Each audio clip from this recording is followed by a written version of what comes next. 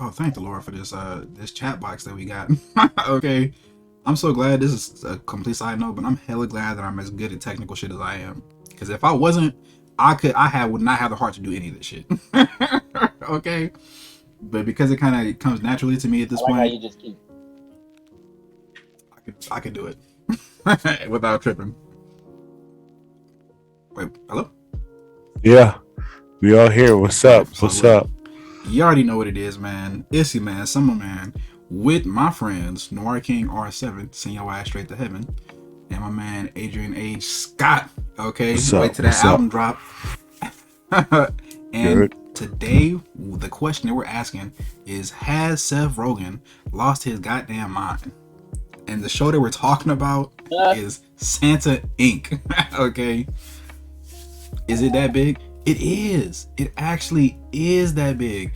That's the crazy part about it. Yeah, So but it's not though. yeah, it is, but it's not, right? So Nora King, you would tell people some of the details? All right, yo, already know what it is. It be your boy, the Noir King. First off, let me just say, complete utter side note. If you haven't, go check out my man, Summer Man's down here. You feel me? He dropped a Guilty Gear video, dropping some hints for you, some skills, some of that knowledge, that Guilty Gear knowledge. You go check that G out on the YouTube. But now to the meat and potatoes of the bread and butter. Check this out, man. Seth Rogen is at it again with another. That was a rhyme. Ooh, see, because we rappers. But no, in all seriousness, though, Seth Rogen has just released a new show on HBO Max. It's called Santa Inc., and it is standing the lowest rated TV show of all time.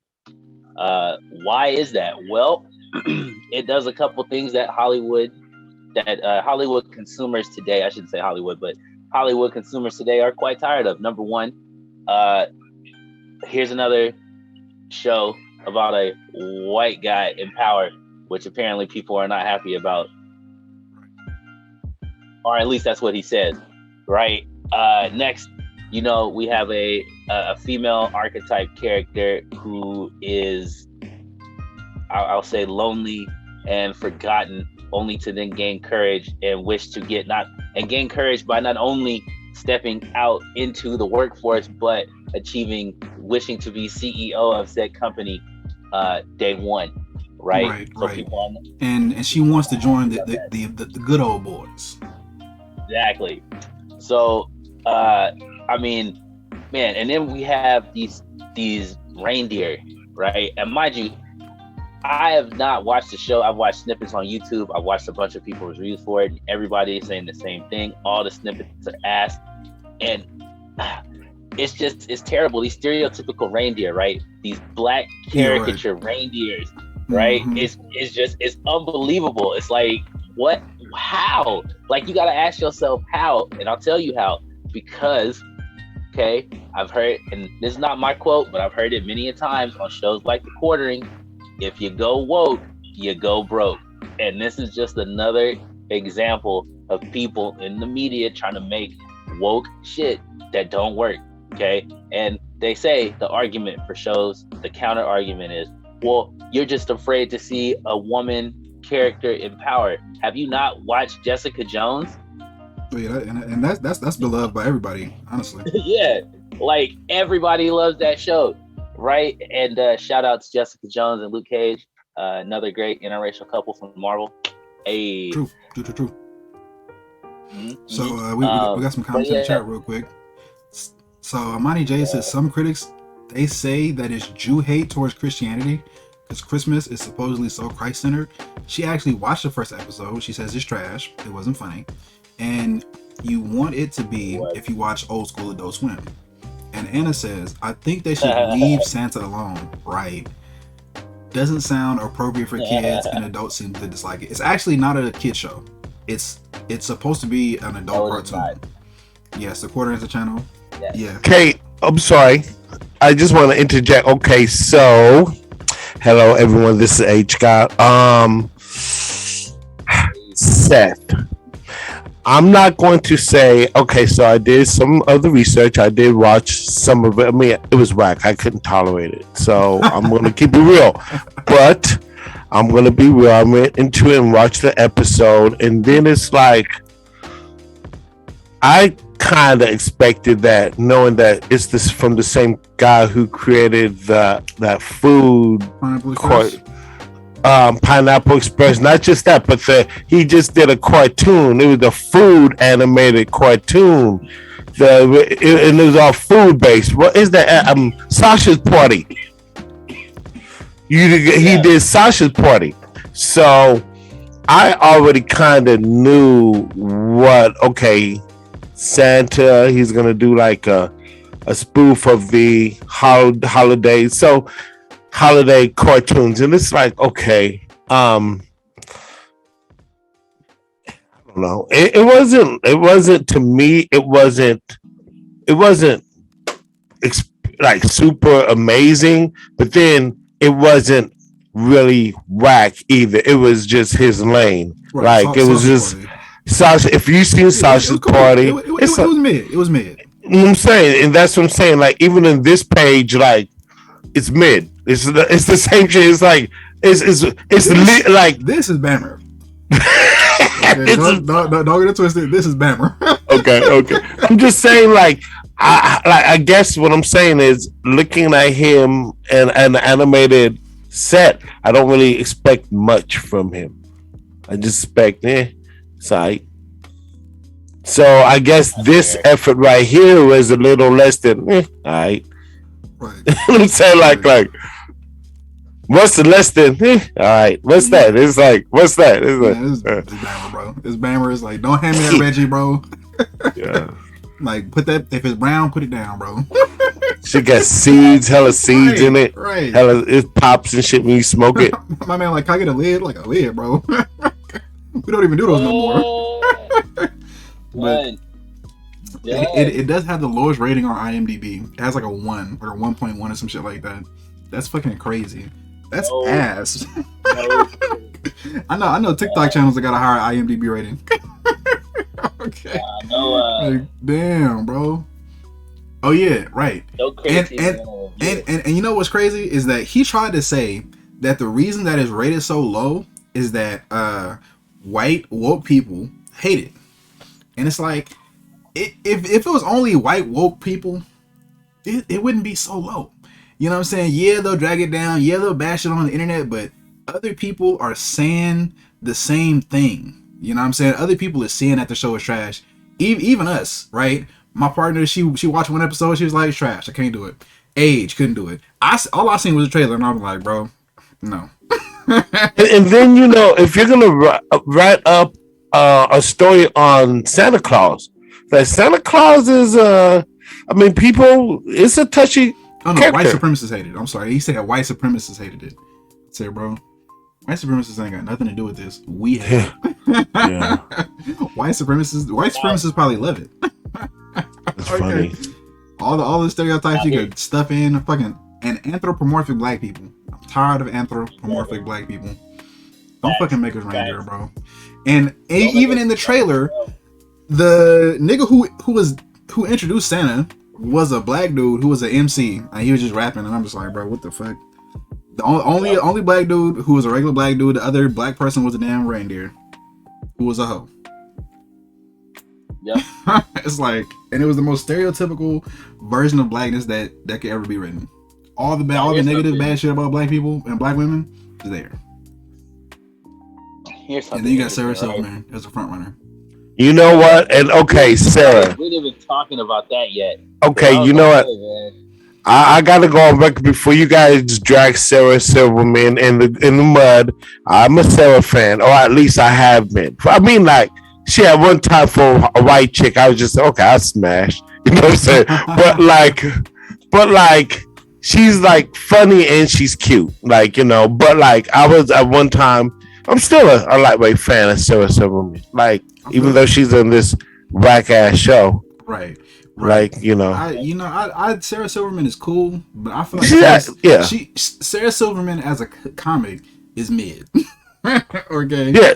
And 110% back. Right. And she's like a girl version of mid white male comics. Yeah, I mean, you know what? Like, I guess I feel like I give any comic A for effort just for doing it. Right. You know what I'm saying? Just for doing it. Like that's not hard. I mean, that's not easy to do. So any comic that I see on stage going for it, I kind of I'll give you like a nod for just doing it. Sarah Silverman has said some good things about different marginalized groups of people over the years, which I will say, but also like a lot of her comedy is problematic and not really, to me, beneficial or helpful or progressive in any of these conversations. You feel me?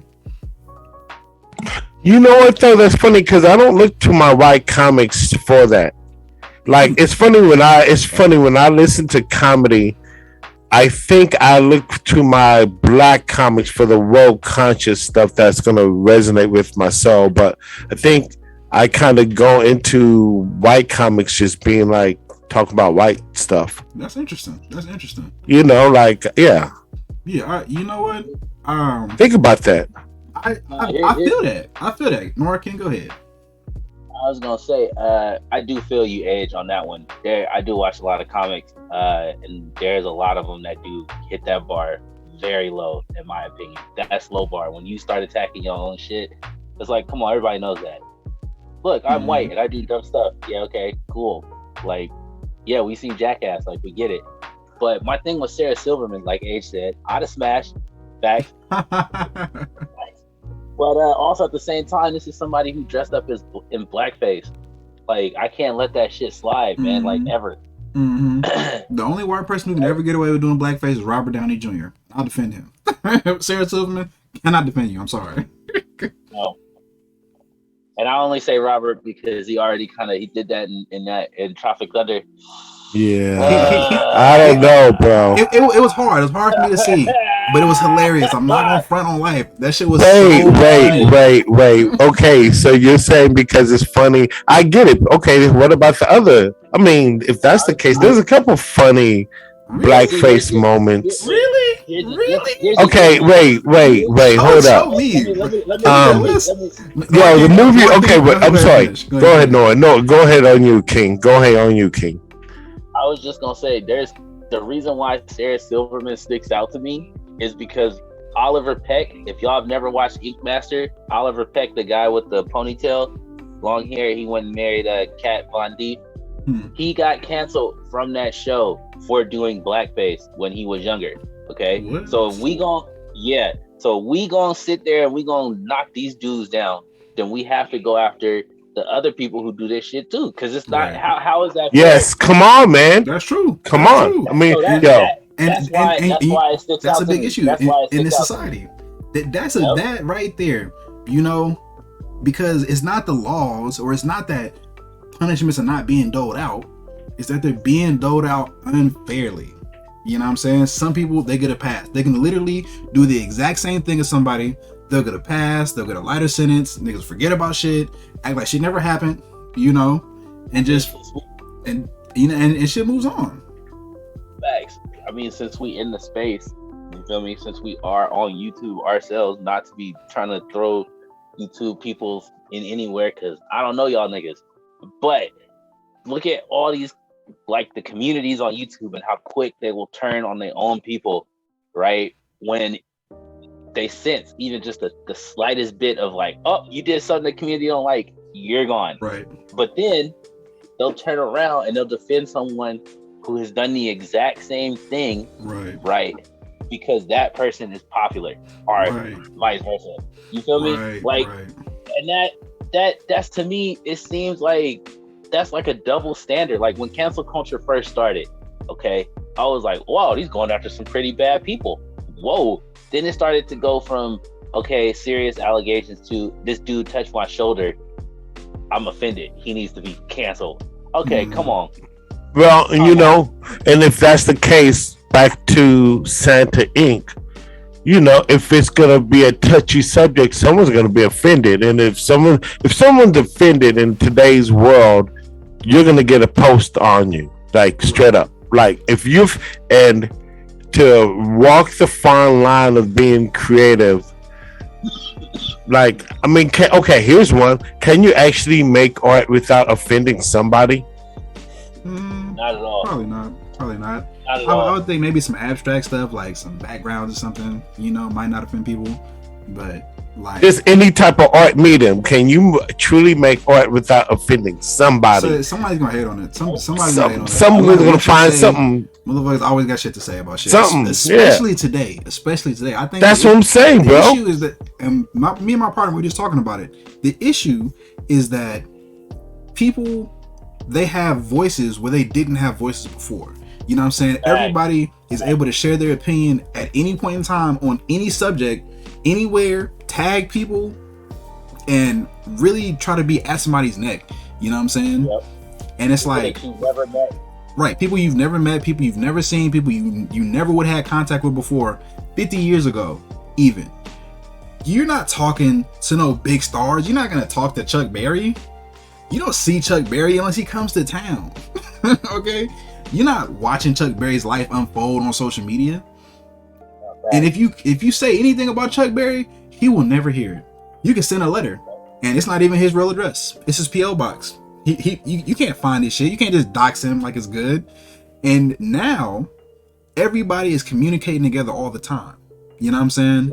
Before, when you didn't see somebody, you didn't talk to them. You didn't communicate with them. There was nothing, no information except what they told you when they seen you in real life. Now you could watch somebody all day. Look, people are watching us now, right? 10 years ago, this conversation would have been out of our houses. We'd have been chilling, and nobody would have heard anything that we said. So it couldn't be judged, right? But now everything is out on the open, and I think the thing is, everybody has an opinion. Everybody thinks that their opinion is right? And a lot of people are not being even considerate of what their opinion means, or even what their opinion is in the first place.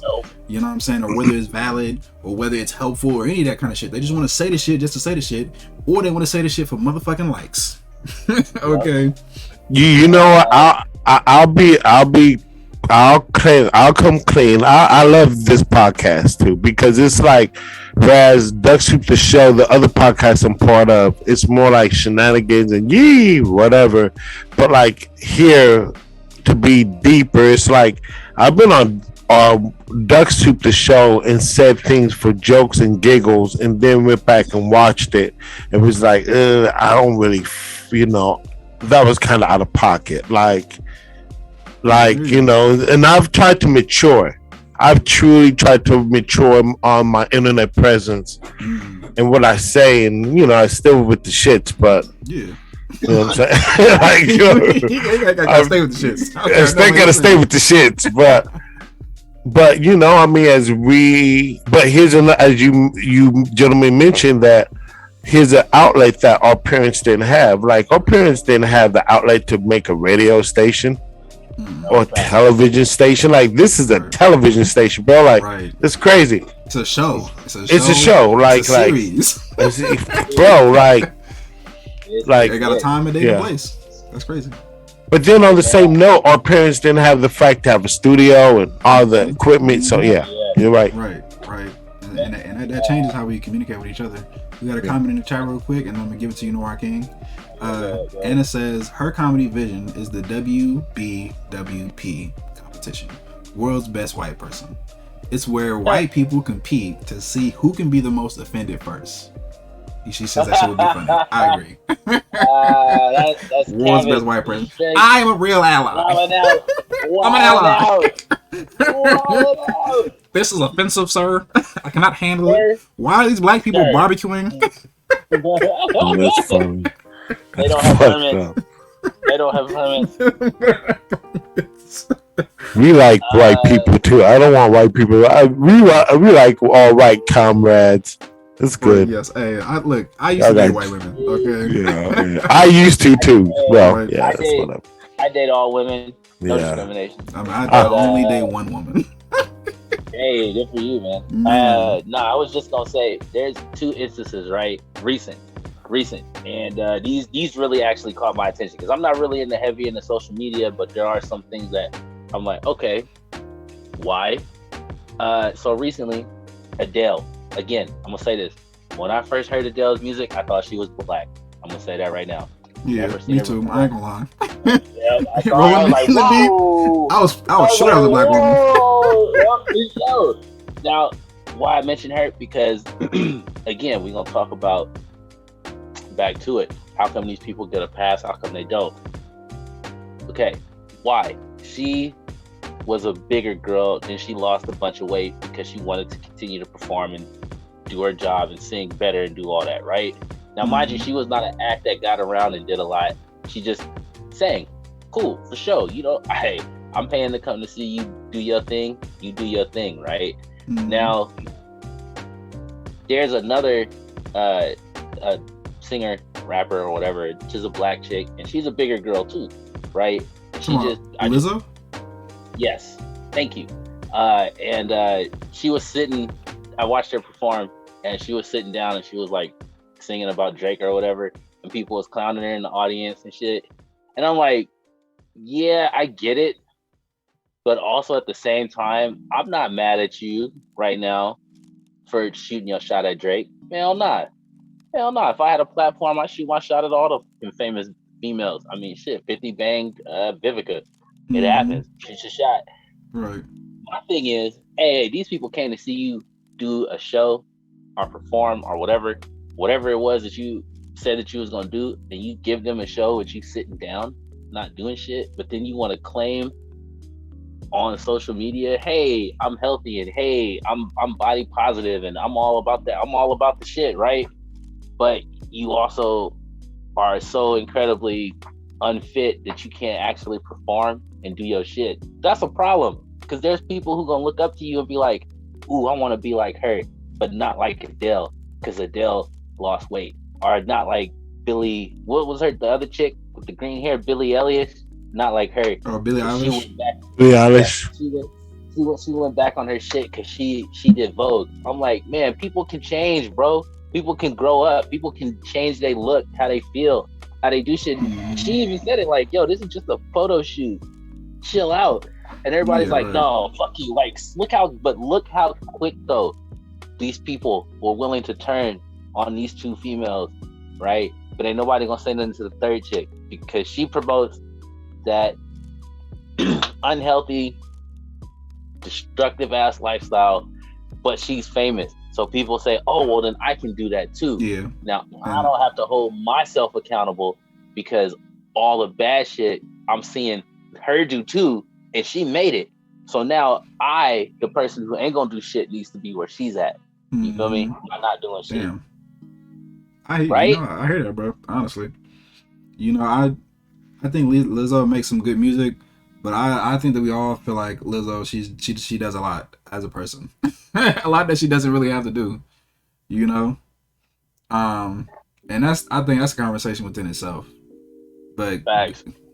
Didn't she almost kill somebody? Earlier this year? Lizzo? She jumped off the fucking stage. She tried to stage dive and put somebody in the hospital. Ooh, that's not a joke. That's not a joke. That actually happened. Hella funny. Wait. Picture being in the third row and Lizzo jumps. She's seeing at you and she jumps in your direction and you're seeing Lizzo flying in your direction and you're in third row and here she comes. Bruh. And she's feeling herself, boy. That is, I picture that moment. Look at your face. You gotta hope the motherfucker's ready around you. Niggas like breathing, like here we go, like niggas. Crowd surfing is hard, but I'm not crowd surfing by myself. Jesus Christ, Lizzo crowd surfing. That's hella funny. Like, y'all better help, bro. Look, y'all Lizzo. Look, Lizzo crowd surfing is hella funny and it's hella fucked up, but it's hella funny. Right. That's hella funny. Man. I'm not saying that again. I'm not saying that to be mean. I'm only making a statement of facts. But like, yo, what the fuck? What? Oh like God. What? Like what? Come on, bro. Sorry.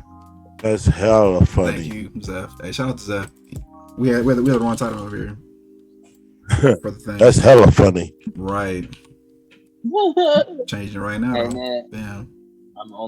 I'm only making a statement of fact. And then it also is the same for guys too. I mean, they fucking but it's different though, because like y'all remember the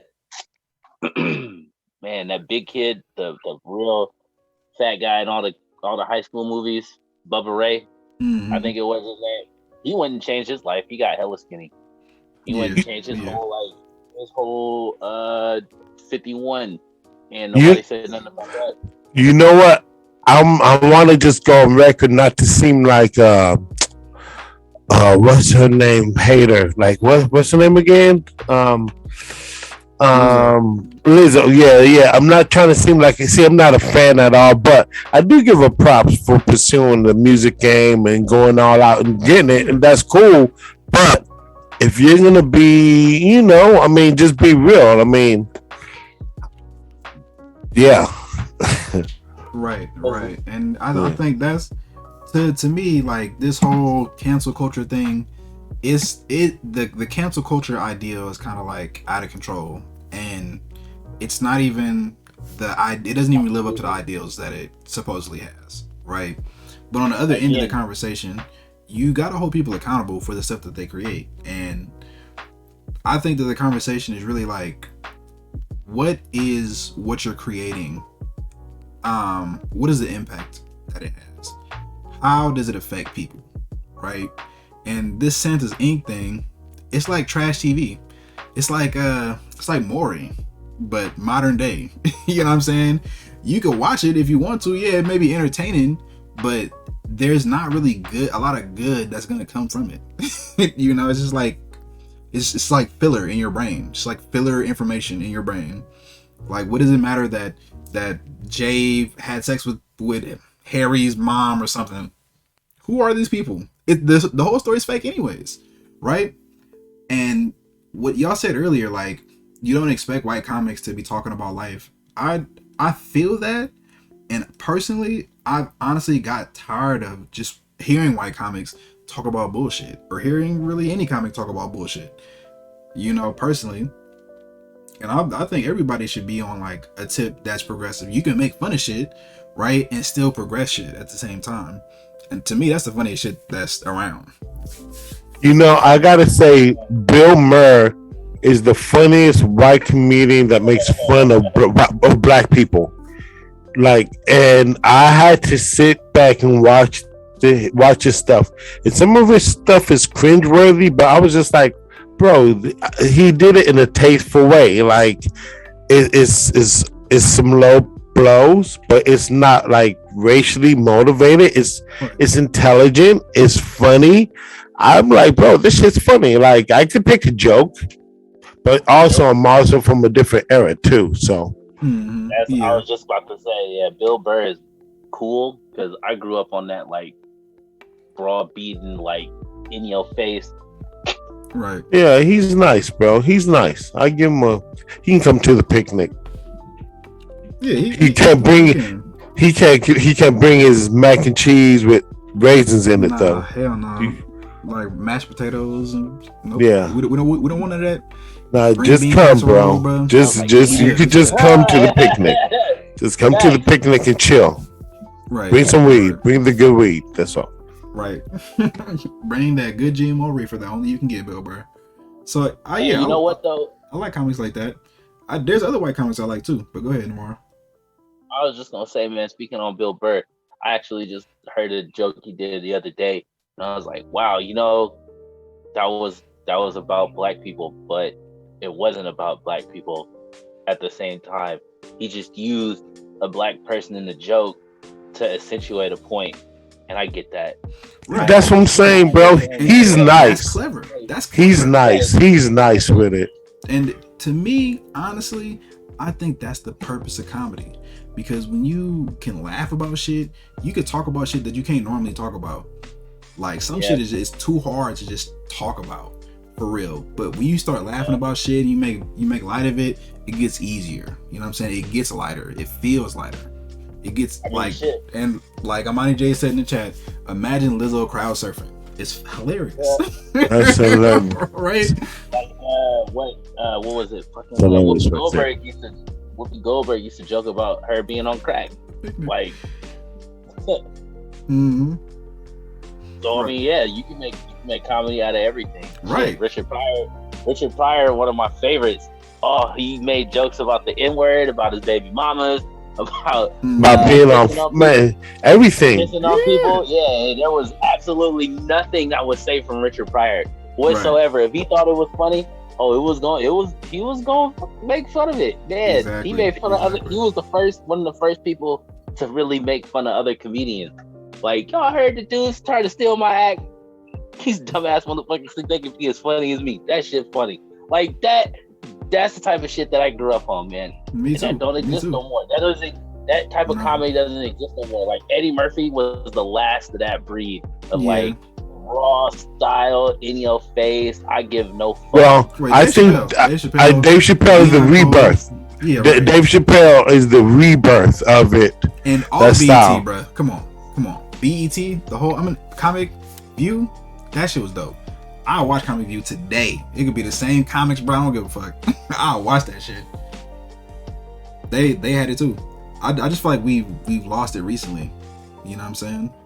You know what it is? Because this whole counterculture world, I think people are either hesitant of being out the box because they don't want to offend anyone, or they're being knocked down before they really get exposure. Or you know what I'm saying? Like it's this counterculture world, or this I don't know, like you're not getting any likes on your post, or you're like this whole you know, I believe with this world, with all this focus on likes and all, I think that's really fucking with people's self-esteem, internal machine.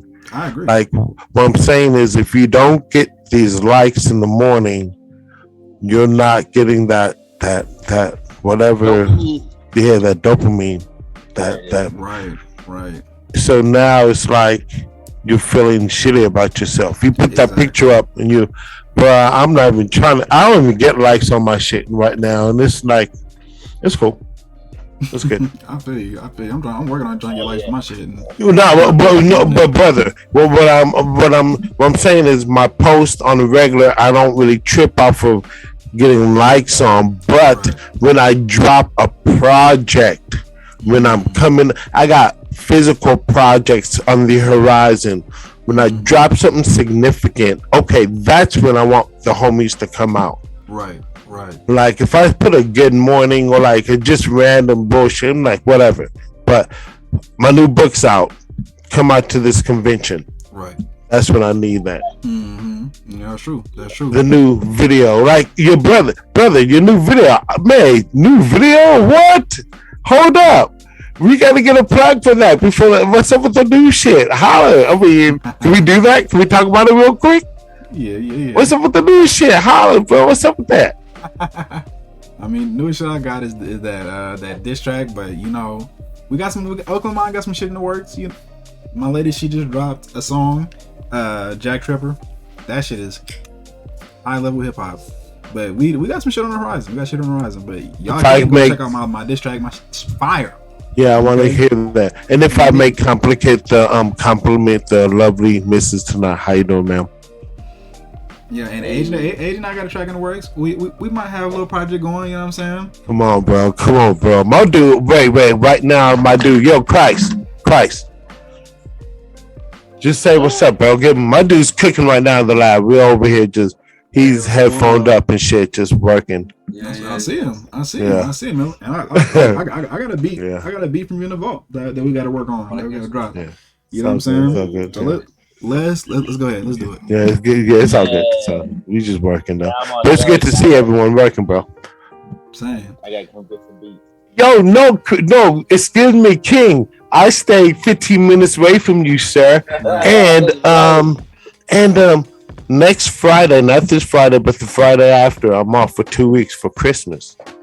Mm-hmm. Oh, for sure. Yeah, we gonna link up. We got to work on the EP, the album. No, you talking about music video, right? You talking about the music video, not the gaming video. No, I want to talk about the whole project. I got a gaming video out too, but let's do it. Noir King, you and I should create some more content too together. Yeah, man. We haven't done that in a minute. We have not made a video in a minute. This is the kind of shit that's important.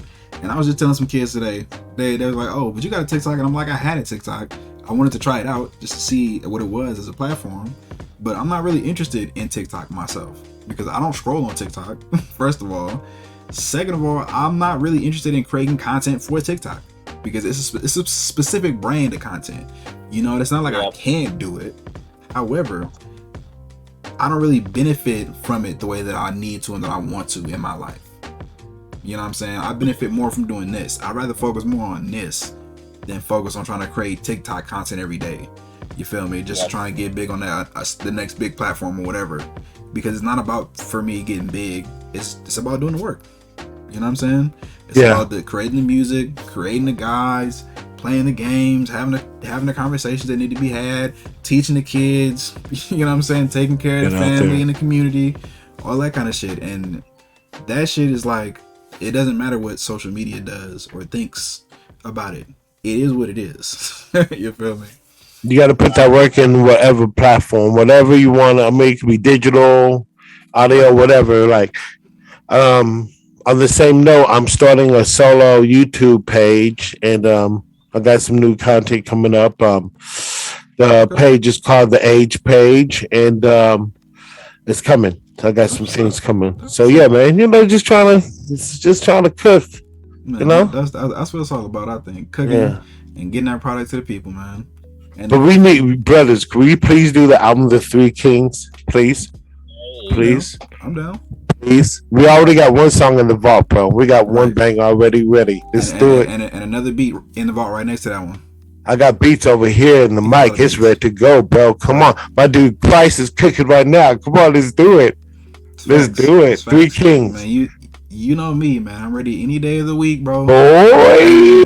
All right, so I'm going back to my roots, bro. I'm going back to my music roots. I'm saying fuck all the bullshit, fuck all the fame and shit. We just making music for the love of it. You know what I'm saying? For the love of the craft, okay? And that's it. I'm just gonna crank out shit. Like, let's do it, bro.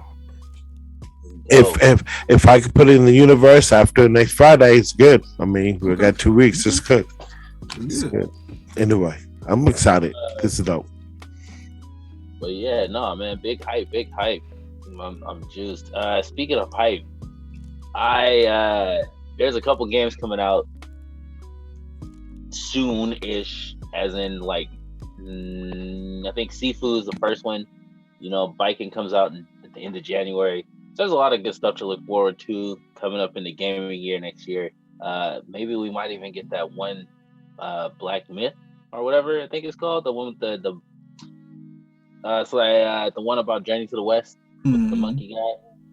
It's from a Chinese studio. Oh yeah. Ooh, that one looked nice. That one looked nice.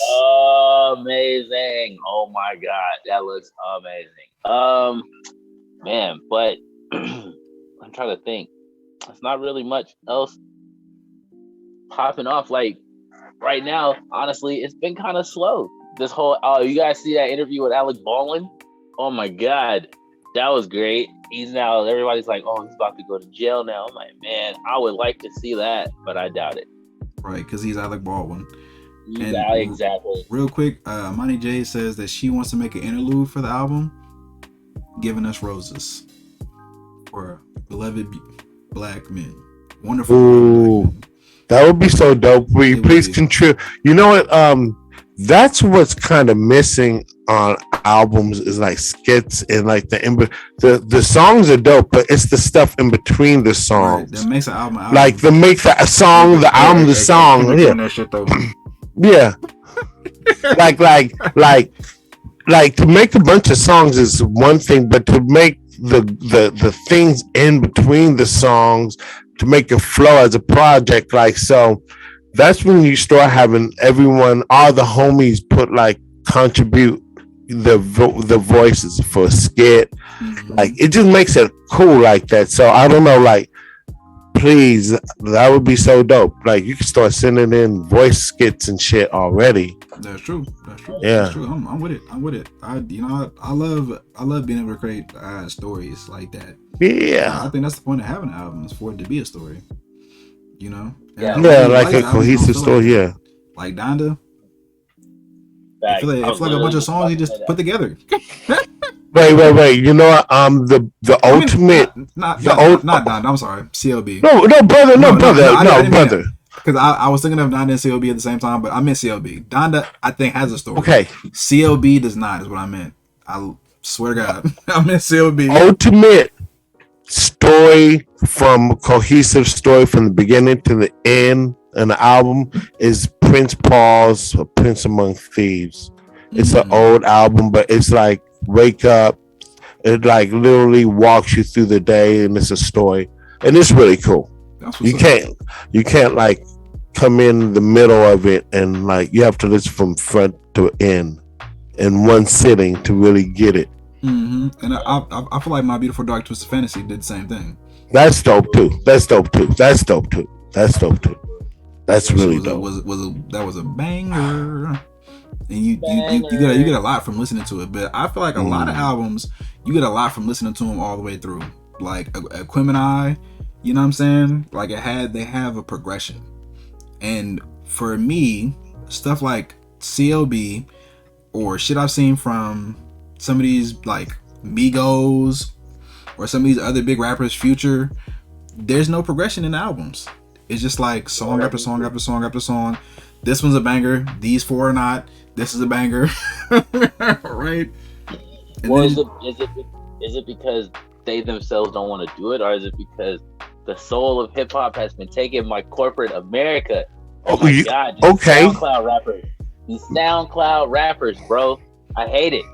Hey, let me ask you guys something. What rapper right now put a project out that's okay? We talked about the Kanye and all that, but like beside these artists, what's an underground artist that really didn't hit with numbers of success, but the music still moves you?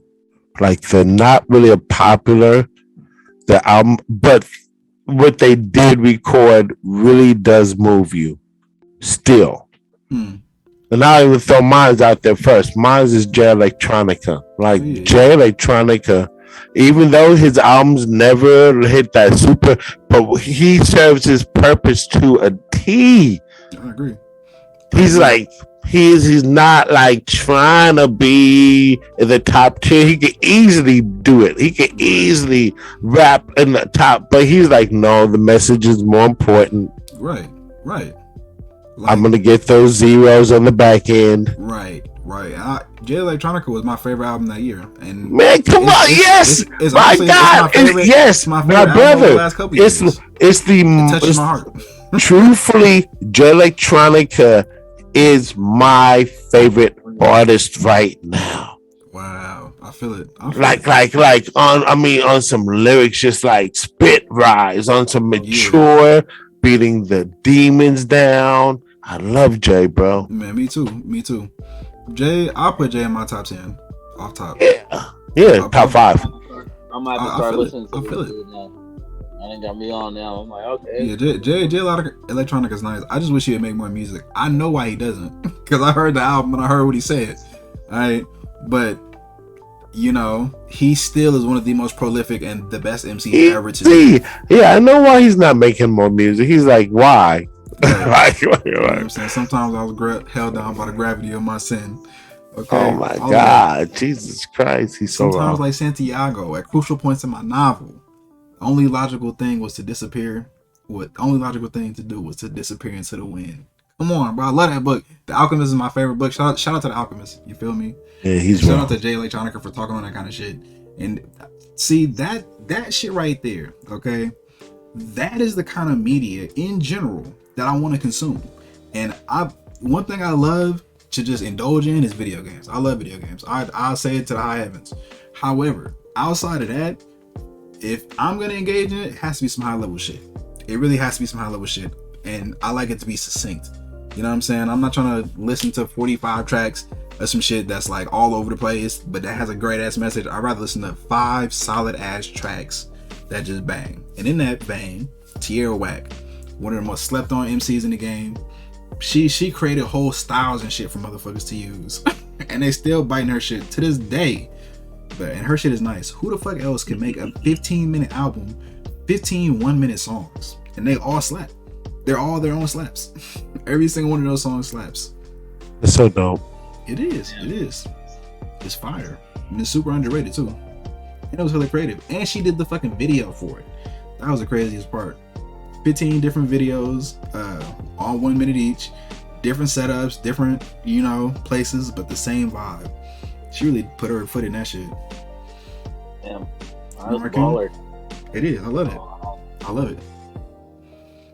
Oh no, there's too many grapes being spit out today. I can't even put me in that pool. I'm not even gonna try. Not even gonna sit here and be like, I'll be sitting there listening to all the underground hip hop, because I don't. I feel it. Yeah, I like Chris Quell. Quelle Chris. Yeah, he's nice, bro. And Jean Grey, yeah. Evidence. You know what? This is a guilty confession. I really fuck with Zach Fox. His shit is the most ratchet shit I listen to currently, but he really takes it to a level. So he put out a project that was pretty good. It was solid overall, but some of his other songs is dope. But see, that's the beauty of today's music in the internet world. Like, I'm not gonna say who said this, but I read a post. Basically, this artist was saying, I'm trying to sell my beats and I'm selling them for pretty cheap right now. And they're going so cheap. And I'm like, bro, like, he's like, why do I gotta sell my beats so cheap? I'm like, dude, like, in a sense, making beats today, everyone's making beats. Like, everyone's on the internet, everyone's recording. So you got to do something really dope to really stand out. Not to say my dude's not dope, but you have to really do some other shit to be able to sell your beats like that. Mm-hmm. And it's the same. It's the same with raps. You can't just spit no regular raps today and expect it to sell.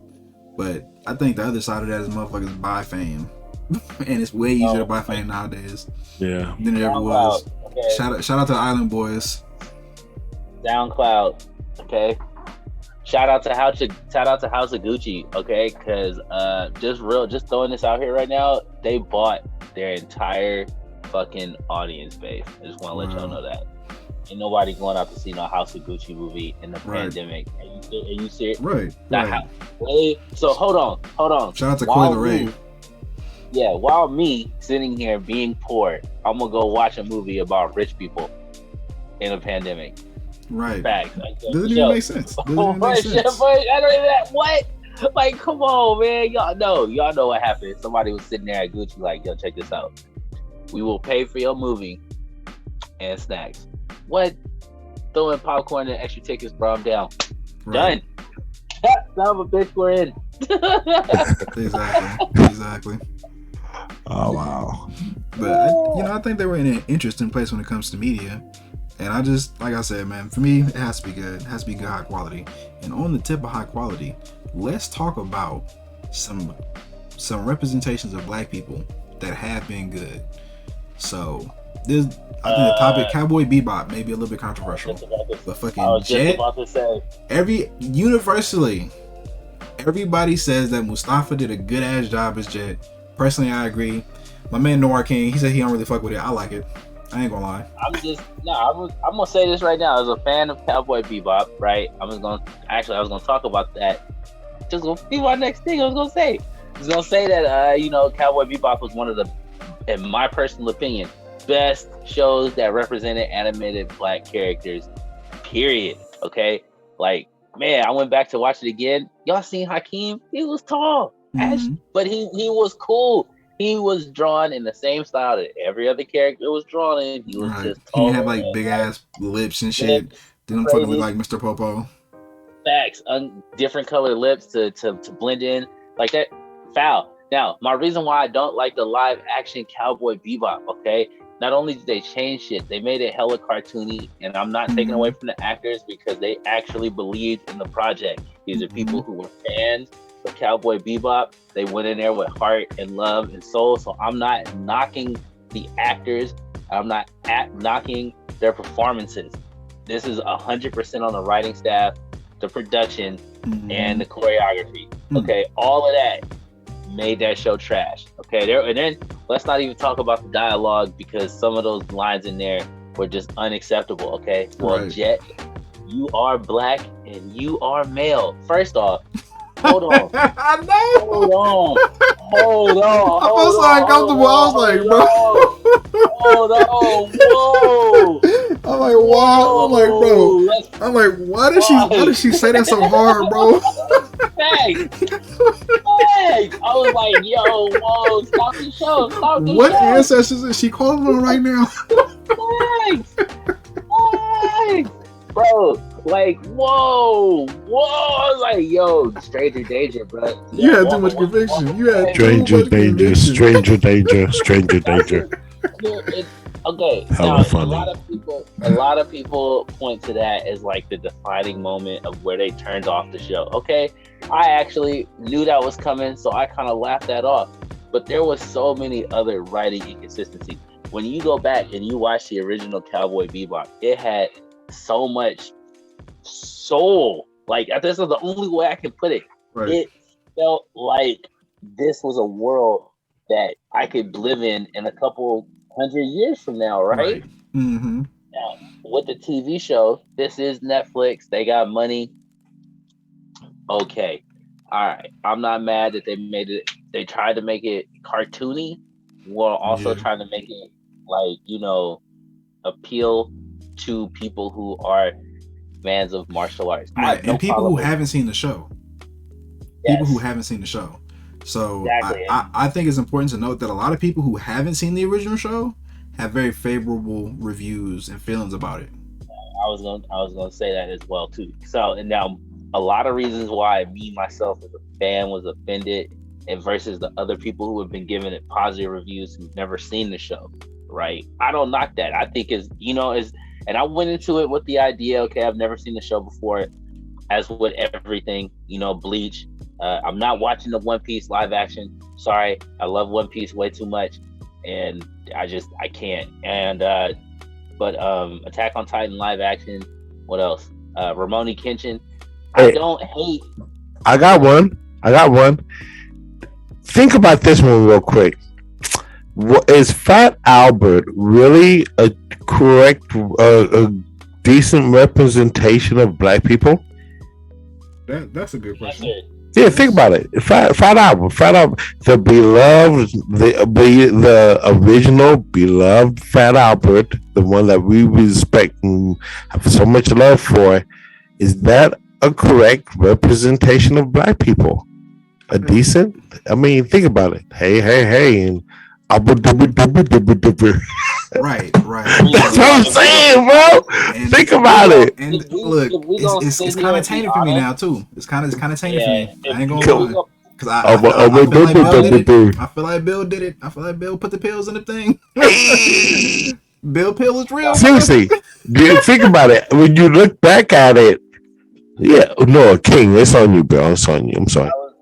Oh yeah, I was just gonna say, man, when I look back on it, because I watched Fat Albert lightweight when I was growing up, like my mom's and them, they were like, "You watch this? This is a good cartoon for kids." Yeah, the caricature of Fat Albert in general was just that typical suit and tie, butler wearing black Negro. Yes, sir. No, sir. You need me to do a juck and jive for you, Mr. Master, sir? Hey, boss man. I mean, they really used to do that on the plantation, though. Like, that's not a joke. Right. That really happened. Yeah, that's what I'm saying. Like, when I look back at it, it's like, I mean, you know what, though? Okay, hold up. So, maybe Fat Albert had to pave the way, just like Amos and Andy and the black faces had to do for actors too, right? Like, we had to have this weird representation of black people in animation, and Amos and Andy with the blackface. I mean, it's weird, but blackface kind of helped black people get into acting, right? Was it? Right. Yeah. Yeah. And that's that's I don't know, that's the man. other Look, side of the equation. It's a fucked up way to look at it, but it did. I mean, bro. that's that. It wouldn't have happened without blackface. In my opinion, that's gonna go in the same category as Jackie Robinson coming into baseball, dog. Right. Like, it's there, but that don't make me like it. Like, I feel it. Yeah, you're right. I feel it. I feel it. It's a piece of history that's just factual. Exactly. It helped pay the way for what we got today. And so it's like I think it's sometimes you have to separate the art from the artist, right? And you got to separate the impact of the art from the artist. You know what I'm saying? And I don't fuck with Bill Cosby, okay? But that show created a space for a lot of black people, okay? And it created a lot of space for a lot of conversations. And I don't think that it's aged well. However, the impact is still the impact. Yeah. I'll give you that. Yep, you're right. I mean, it's like I Dream of Jeannie. I Dream of Jeannie was a terrible fucking 1920s fucking wannabe romantic fantasy of what the suburban house life was supposed to be, right? You got a woman that waits on you hand and foot. If you watch that shit now, it would be canceled in a heartbeat. That's why they didn't bring it back. They brought back Bewitched, but they didn't bring back I Dream of Jeannie because they know better. Right. It's not gonna fly. It's not gonna fly. Not at all. And we got some comments in the chat. Anna says, as an adult, I just think of how mean kids can be to each other, and Fat Albert would have contributed to that. Oh yeah, and she says, I Dream of Jeannie ripped off Bewitched, which is facts. And then Amani J says, this is where economics comes in, get the bag by any means. Right. I mean, will I say what Tupac said? Is any means you do it in a sleazy way? Like, come on, bro. Right. Like, so if it's just about getting the bag, it's Seth Rogen. I mean, let's go back to the initial conversation. Is if it's just about getting the bag by any means, so what? It sucks. He got paid for it, and he probably is like not giving two shits about it. Like, I got paid anyway. I'll make another movie, whatever. Right. Like, keep it real. Think about it like this. Is any of his projects really been stellar? Even his movies like Pineapple Express. Think about how they felt. Like, I've never felt a Seth Rogen anything that has been a A. It's always been a C plus. Right. C. A good B minus. I can't even watch that kind of shit no more. Bro, that's what I'm saying. Like, I've never went into one of his projects thinking it was amazing. Right. I've never. He fucked up Green Hornet. I don't care what nobody says. Bro, come on. Wait. Until I get all. Yes, I did too. I went into Green Hornet like, I was super excited. I sat down, popcorn. I was just like, what is this? He did. Why did you do this, bro? Like, why didn't you just front the money for the movie and get somebody else? Right. Yeah. Hey, but to what Age said though, why can't we just let it go? Because Seth didn't let it go. If Seth would have just laughed it off like every other movie, we wouldn't care. But the problem is that Seth Rogen, like a lot of other these Hollywood types, they want to be in the conversation. And Seth knew that by taking this stance, he was going to be in the conversation now, right? Because think about it. All that little group of stoners in his little stoner movies, his stoner genre films, right? Him and Franco were the only two that actually like really blew up. Mm-hmm. You feel me? Michael Cera kind of had a cool, decent career for a minute. Fucking Jesse Eisenberg. Hey, I like Jesse Eisenberg and Michael Cera. Wait. Dave Chappelle launched this shit off of the High flick. What was that movie? What's the movie? The Weed movie. Yeah, How High? But that's not a Seth. That wasn't a Seth Rogen. No. He just saying Dave Chappelle also launched his career off a stoner movie. But stoner movie. But see, the difference is that Seth was making a specific type of stoner movie. Dave Chappelle made a sci-fi stoner movie. Therefore, it was no way it was going to not pop off because he had the nerds behind him with that culture. Seth Rogen created a different genre altogether in his stoner films by making the buddy comedy stoner movie. You feel me? Like Knocked Up, and the other was what's another one? Come on, guys. Zach and Miri Make a Porno. Yep. Fucking Green Hornet. Make a porno. Yep, exactly. This is the end. Zach and Miri Make a Porno is actually one of his best stuffs. I'll say that. Yo, this is the end. This is the end was kind of wild. Now, hold up. If I'm correct, This is the End is probably his best piece of work. I think it's kind of like a little bit better than the others. It was a little wow. Right. Yeah. And that right there though is why this movie. He also was the guys who did Anna versus the Apocalypse. They were the producers behind that. And that same little, again, that same type of like stoner comedy. Like, okay, I'm gonna do something and I'm gonna act like, oh, okay, that happened, but there's nothing I can do. Hey, I get what you're saying. But like, okay, go ahead. Yeah, I'm almost done. But so the reason why, again, him making Santa Inc. was such a jump off, right? From, like you said, from Sausage Party to Santa's Inc., right? People were like, okay, why are you doing this? But no one really cared. And then it sucked. So now he's like, oh, well, you all are only saying it sucks because Sarah Silverman's in it and she is Jewish, which was his initial like pop off on the whole thing anyway. And they were like, nope, it sucks because it sucks. And he was like, you all, they're just racist. And I'm like, I don't think that's actually the case though, man. Like, I ain't even seen it. I watched the trailer. Okay, 5 seconds in, I was like, they made this? This is trash. Like, right. I'm just like, bro, what is this? South Park, bro? South Park 2021. But you know what though? Check when I recall all of his movies and all, it's like I almost feel like a cat like him. Seth probably has a 10 movie deal, just something like outrageous, like, and he just has to fulfill his movies. He has to just put them out. And it doesn't have to be like we think back of all those movies that King mentioned. How many of them really were stellar? And I mean, they're like all just like stoner. Like, I got high. Okay, this is the idea. Let's just do it. Like, fuck it. You know what I'm saying? Like, it's not.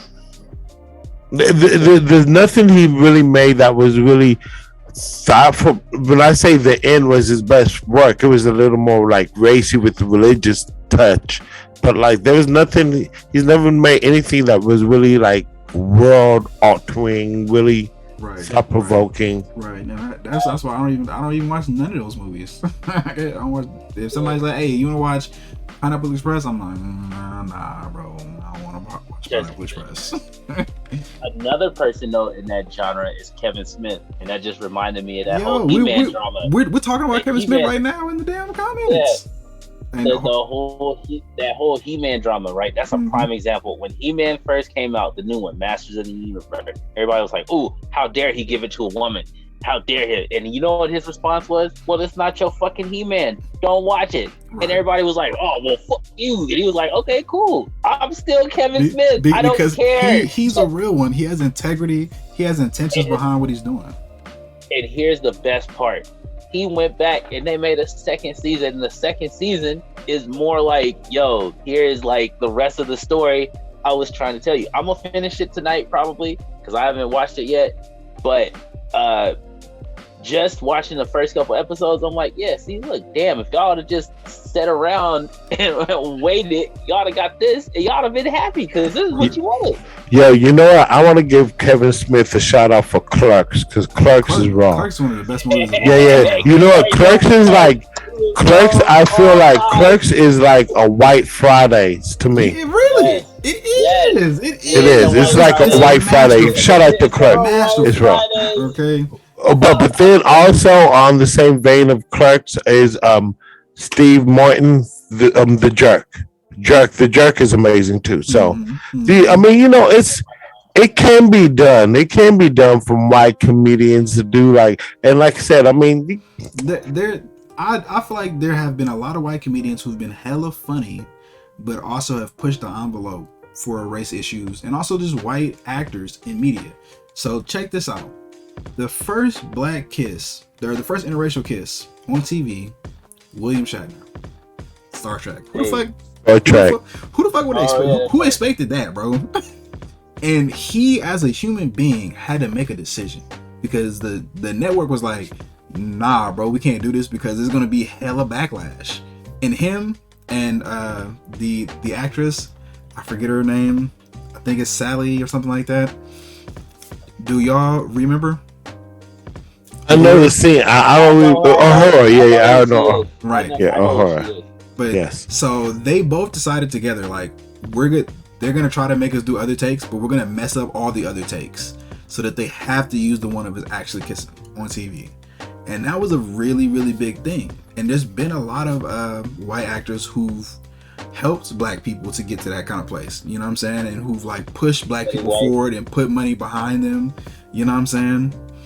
Like all the work that somebody like Scorsese has done for somebody like Spike Lee. You know, Betty White. Right, Betty White. Steven Spielberg helping on Red Tails. Right, yep. Steven Spielberg helping on Red Tails. Nichelle Nichols, right? Nichelle Nichols, yep. Hey, shout out to Mr. Rogers. Shout out to Eartha Kitt, man. Shout out to Eartha Kitt, yeah, straight up. Catwoman. First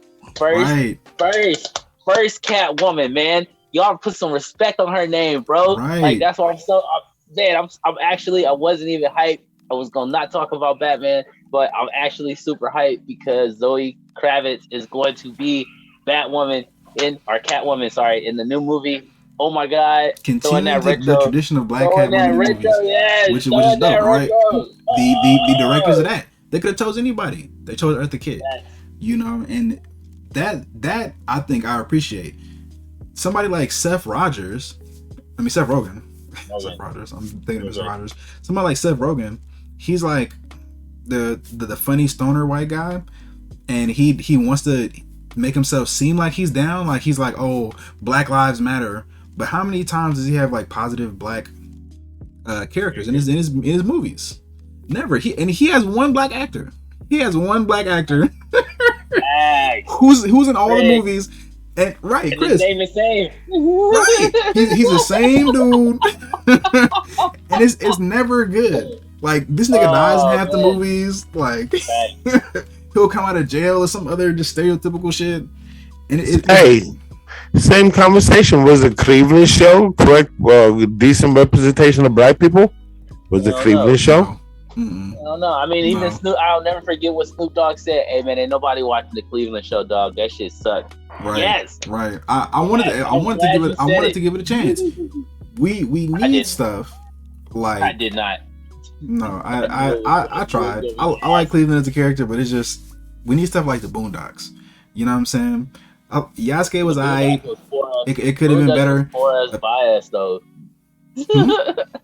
I said Boondocks was for us biased though. Like you ain't getting no better than that. No, that's true. I'm just saying. Like we need more media like that when we can control our own destinies. And I feel like when we're able to create our own stories, it's better. You know, and I think the other thing is we just don't want people putting us into something and making us look bad. Going back to Cowboy Bebop, Jet Black is the one character that people universally agree on as being a good character, right? As being true, the most true to his character from the anime. But they also had Anna, who was another black person who was in a position of power, right? So those kind of representations I think are good. I think the issue is when the only representations that we have are really stereotypical and negative. And that's what you see in a lot of Seth Rogen films. But he wants to claim to be this great ally, even though we're like, nah, but you're not representing us well. Speaking of it, Zach and Miri make a porno. Since we saying that was his best work, Craig was in that movie and he was the sidekick. He actually, in that whole movie, what did he do? Bitch about his wife. Not saying that black females at home are terrible, but that movie tried to portray it like his wife had this nigga by the balls. Okay? Which, man, and then when they went to her... Which is so many problems. makes him look like a punk, makes her look like an asshole. It's like, bro, what are people gonna think? Yeah, she did TV left Martin and went on to marry Craig. Come on, bro. Right. Come on, man. Painful. Man, damn. Yeah, and what was it? Knocked Up. He was at the club. Right? Black Bouncer. What was another one? Damn. He was in Pineapple Express. He was a bad guy. He was a thug. He was thug number 2. Right. Thug number 2. You gonna make this dude thug number 2, bro? What did you guys think of the Upshaws? I don't know if I've seen the Upshaws. I don't think I saw the Upshaws. See, that's the problem. A lot of Mike Epps, right? He makes a lot of he straddles the fence. Him and I wouldn't say the Wayans brother, but Mike Epps most definitely goes back and forth because he'll do Resident Evil, right, for no reason whatsoever other than to get the paper. Of course, right? That's Mike Epps. Yep. And then he'll turn around and do The Honeymooners, right? Mm-hmm. Which, okay, here we go. We hear some black people taking some white people stuff and then remaking it. And you know what? They didn't even bash that. They actually was like, yeah, it was okay. I was like, all right, cool, for sure. I ain't even mad. Like, it was decent. I watched that movie. I had a girlfriend at the time who was all about that shit. Mm-hmm. So we watched it and I was like, okay. Cool. Okay, cool. Honestly, from the perspective of black people, Wanda Sykes has produced on Netflix, and shout out to Issa Rae. Issa Rae doing her damn thing, bro. She one of the best producers of our time. You know, I might not be into the kind of shit that she makes because it's not for me personally, but it's very high quality, and I'm like, this is some good shit. You know what I'm saying? And I would watch this shit. Like, this shit is not the kind of shit I even like to watch, but I would watch this shit because it's so good. There you go. What was it, Drumline? That was a great black movie. Oh my god, Drumline was beautiful. There you go. That man. And shout out to the cat. Was Seth Rogen involved in 40-Year-Old Virgin? No, but it seems like that would be a Seth Rogen movie, huh? Well, no, he was in there. He was in 40-Year-Old Virgin. Oh, he was. Oh my god, he was. He was the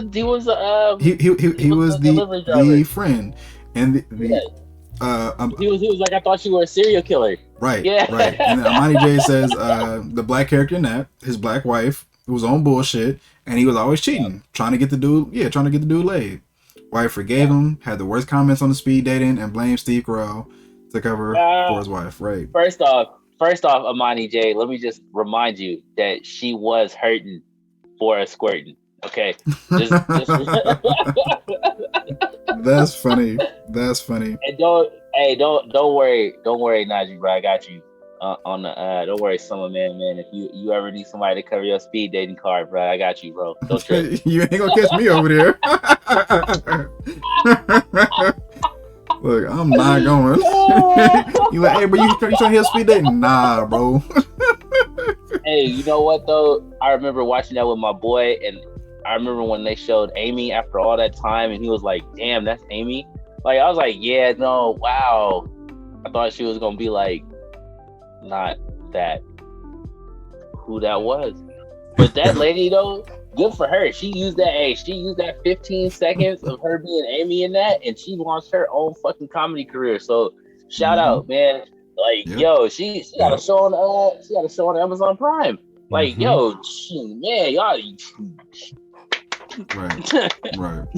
Yeah, power to all those people, man, who come up on these 15-second shows and they be popping off. Like, y'all know Keenan and Kel. He's still doing this thing. He's still on Saturday Night Live. Yeah, and that's big. I think that's probably the longest running skit comedy show. Yep, and there's a black by far. There's a black comedian who, interesting enough, started out doing sketch comedy and is now at the pinnacle of sketch comedy. And he stayed doing the same shit. He has never not changed his thing. He's always been that guy. Okay, real quick. This is Noriega, since I want to say he's like the originator of the podcasting, like the rapper turned podcaster. Is Noriega decent representation of us black folks? I think that he is a representation of a certain kind of black person, and I feel like he's made a lot of progress within himself and the kind of stuff that he presents and represents. I'd watch him over Joe Budden. Same. Yeah, I watch him over Joe Budden any day. Right. and he, I think, out of all the rappers and podcasters, he's like at the top. He's the one I would watch over anyone. Yeah, he's the one. Yeah. And he has, I think he has the best guests. He has the best conversations. Yeah, he like to get drunk and have fun, fuck around, but he also like gets some of the stuff that nobody else gets. Right? You watch Joe Budden podcast, and this nigga's talking for 45 minutes, bro. What's the point of even having a guest? He's just gonna yell at him. All the time. Every single day. Yo, straight up, I watched a 1 hour. I love people from other countries because they will legitimately dissect us Americans like we are in a jar. Somebody did like a 2-hour thing on Joe Budden and the podcast and why it failed on YouTube, and that was the most elegant thing I ever saw in my entire life, because it was literally just he had a whole spot like 25 minutes dedicated to Joe just yelling at people. That's impressive. Okay, right. It's especially for somebody who's like, I'm supposed to be level-headed and I'm supposed to be talking about some fun stuff, and he's just like, what do you mean, Lori? What do you mean? You don't tell me how to do it on my show. Okay, first off, I thought it was everybody's show. It's actually just all of our podcasts, not just your podcast. Right. Hey, that would be like if I was like, all right, you know what? Fuck it. It's no longer Black Man Meat. It's only Noir King and his peoples. Right. And my court jesters. Like, that would not be a show. Is the Noir King show, the Noir King podcast. Oh, shit. Uh-oh, the age cut out. No, there it is. It's the Annoyed King and the Kingettes. The Kingettes. No. Yeah. No. I'm sorry. We're nobody than Kingettes now. Yeah. Oh, terrible. Yeah. No, see, but that's like so that I could never see any. I don't. But I get it though. Like Joe Budden, like Kanye West. They just got them egos, man. It is what it is. Right. I love Kanye, but sometimes, man, I'll be like Jaden Smith when he was younger. Ooh, boy, you want to see some laughs go on his Twitter. Oh my God, that kid had the craziest ever. How do we know mirrors actually reflect who we are and not just the image that they want us to see? I'm sorry, what? Yeah, bro. It's too early in the morning. Right. It's too early in the morning. What kind of ayahuasca, bro, you snorting right now? Thanks. Hey, you know what? Will Smith, good representation for Black people.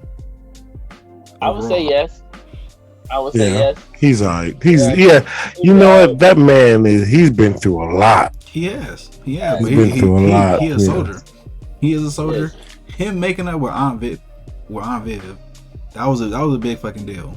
That's because that was her. You say that was her? That was on her. That was not on him at all, nigga. She went to the producers and was like, "Yo, I am literally the one. I am the one who was holding this show together. If y'all motherfuckers do not start paying me and putting my name above Will Smith's, it's problem. That's why she got kicked off the show." So let's stop for a second and remember, kiddies, apologizing to somebody who did you wrong, that don't make you better. That just means that you decided that you was gonna squash that shit. But that to me, like, that was on her. It's like she had a part in it, but he had a part in it too, though. Terrence Howard. It's like I felt really bad when people used to ask Terrence, like, "Hey, you gonna come back as fucking as a War Machine?" And I was like, I loved him as War Machine, right? As Rhodey. He was Rhodey. He was the one. I think he's the best War Machine we ever had. But he also got big on his britches and was like, y'all want me back? I need Don Cheadle money. And they was like, well, nigga, we could just go get Don Cheadle for Don Cheadle money, bro. Like, what kind of... I mean, what are you thinking? Like, they should have paid him that Don Cheadle money. They should have paid him that Don Cheadle money.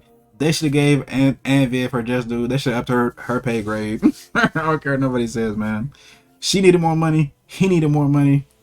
Pay black All right, people. if you want me, here it is. Here's my thing. Aunt Viv was too big for that show. Her Ooh. acting, her presence Ooh. on that show That's a hot take. was too big. It was like if you go back and you rewatch that first season of Fresh Prince, I don't sit there and knock her for trying to get the bag, okay? Because she came in there, man, she was killing it. She was acting like, man, this was her meal, like it was her ticket. But at the same time, when you step up, it's like I call it the Fox syndrome, man. In the movie The Warriors, there was a character named Fox who got killed in the movie because him and the director did not get along. In the book, he made it all the way to the end, and him and the girl, they actually got together. But in the movie, he was killed solely because him and the director didn't get along. If you don't get along with people in your stuff, they will X you out of this shit. Like, man, even Jet Li and Jackie Chan, Jackie talks about it all the time. He got into it. He punched Bruce Lee, and then Bruce Lee punched him back for real. And Jackie apologized to Bruce, like, "Hey, man, I'm sorry. Like, my bad, dog. Like, it's cool." And he was like, "Yo, you okay?" He was like, "I can't believe I just got punched by Bruce Lee." Yeah, no, I feel you. I just feel like she didn't deserve that shit, but I think she was too big for that role. She was the best actor in that mug. I seen her, she was like my ass off. That's what I'm saying. I'm not knocking her for trying to get the bag. She deserved it. It's just think of this Will Smith show. Like, come on, bro. Like, what is that? Yeah, if you did that shit on CSI Miami, you'd have got it. That's true. That made you the front runner of the show. But I think that Will Smith overall, though, as a person, is a good representation for black people and his son and his daughter. Like, you know, for as much controversy as they may have had, his son owns a whole water company that gives good water. Like, what other like big black stars are even talking about water? 50 had vitamin water, but that's just sugar water. And you know what? Will Smith and his family, you know what? People remember the drama more than the positive. Like, you know, even though Will is under the gun for all the stuff him and Jada is doing now, it's like people need to kind of just remember the positive stuff more. You know what I'm saying? I agree. And me and my lady, we just watched a series that Will Smith did on YouTube, and he was dropping a book with it at the same time, and it's called The Best Shape of My Life. And it basically tells his story of getting into the best shape of his life because he felt like he let himself go or whatever. So he's getting back into shape. He's writing a book about his real life and all the stuff that he did and what made him who he is, all that kind of stuff. Because, you know, he feels like he needs to do that, and he's filming it all. He's making a documentary at the same time, and it's very human. It's very real, you know. And it's like that kind of stuff I feel like is needed, you know. People talk shit about him because he's a black man who's not afraid to be vulnerable, right? And to be honest about what he feels and what he thinks and what he wants and put himself out there. And I think that's something that we need to see from black men. And I think that's a part of why this podcast exists, and that's a part of what makes it so dope, right? And I feel like those are good examples, you know, having somebody who will do the work and who's not afraid to fucking cry about some shit that he's going through. But that series, I was like, damn, bro, this shit is crazy, and it was inspiring, hella inspiring. His work ethic is crazy. Man. Also, say something since we talking about Will Smith, right? He was one of the first actors that I remember watching as a kid and was like, okay, we can be action heroes too. You feel me? Like, because before, you know, black people was only just romance. It was all romance shit. And then Will Smith came along and he kind of like was like, I want to do action shit. Like the funny boy who didn't rap, it's gonna be wow. Jim West? What? That movie was trash. But damn, Will Smith acted the shit out of Wild West. Then he did Men in Black. That movie was hilarious. Why? Maybe because I was kid. Yes, go back and watch it now, and I promise you will rip your ears off. Like, God, oh my God, like, oh, Wild West was so bad. It's just so bad. And I hate it. That was okay. Here we always talk about the whitewashing, that was one where I honestly wish that they would have casted a white dude, because Jim West was white in the series. That's like fucking Johnny Depp being Tonto. Okay, it's just some shit that you just some things you just don't need to do. Men in Black though, okay, black men, cool suit, cool guns, fighting alien. Come on, what more do you need? What more do you need? And he killed that. Him and Tommy Lee, man, they killed that shit. That's why they got to come back for another one, and then another one after that. So, and it became Will's movie, and Nick Cannon was in number 2. So, like, again, I think Will Smith is a great actor. One of my inspirations as a kid, definitely. So yeah, I listened to his music. You know, just the two of us. Miami. I love that song. I have my son listen to that song. Yep. Miami, one of the best songs ever. Everyone loves Summertime. Everyone loves Summertime. Right, that's a banger. That's a banger. He didn't even curse a lot of times in this stuff. You know what I'm saying? But even when he did like that song, You Saw My Blinker Bitch, I was like, yeah. That's that raw real Will Smith. But all the rest of his shit, like Summertime, straight bangers. You can listen to that at any point in time in history, and it's still gonna be a banger. Will Smith is also responsible for one of the absolute, in my opinion, greatest rap lyrics of all time, going to Eminem. Will Smith don't gotta cuss in his raps to sell records, but I do. So fuck him and fuck you too. And I was like, that shit right there, that's fire. I don't give a fuck with nobody. Look, fuck what y'all talking about with Eminem. That shit right there was a straight up slap in the face to, again, like Snoop Dogg, to the Grammys. Fuck the Grammys, all right? Straight up, where the real hip hop at? Right. Hey, I think Marshall Mathers EP probably one of Eminem's best projects. And that was real hip hop. Well, Marshall Mathers was dope. That was his best work, I think. That was a good one.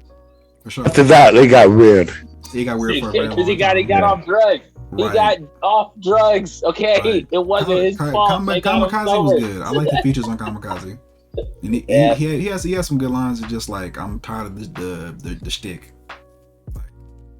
That's my thing. It was right. Let's just be real though, man. He didn't want that shit from the jump. He knew what he was. He was like you said, I am not a gangster. I am a poor white guy who lived in a trailer and now I have a mansion. Please do not expect me to be famous, because I am not famous. And I'm like, yep, I feel you on that, bro.